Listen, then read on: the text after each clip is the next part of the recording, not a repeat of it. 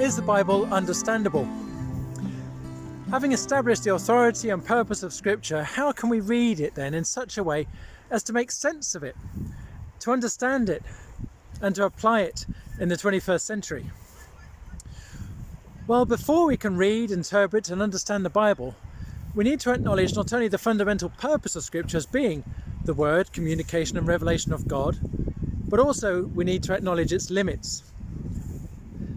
It's not a guidebook to fixing computers, nor is it particularly helpful in teaching me to cycle. There are ethical dilemmas which the Bible doesn't seem to touch, and there are situations in everyday life which appear to receive little scriptural guidance. Whereas the Bible may help us to develop the character to approach each and any situation, it clearly doesn't provide step-by-step instructions and comment on every possible scenario life throws at us. Although the temptation may be there, even for the noblest of reasons, care needs to be taken not to abuse the Bible by ripping a passage or quote out of context. Indeed, context is an extremely important word and is the key to understanding the Bible and unlocking its meaning and relevance.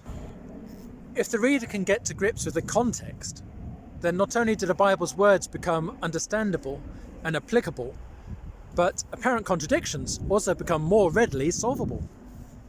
To examine the Scriptures in context, the reader needs to be willing to take a passage and consider who wrote it, to whom was it written, why was it written, where and when. In addition, it's always a good idea to read the passages before and after the text being examined, to help ensure the theme and its author is being understood.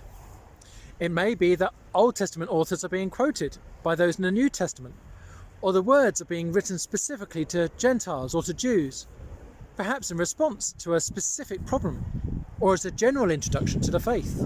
And so context is paramount and can make all the difference between understanding the Bible and being totally baffled by it.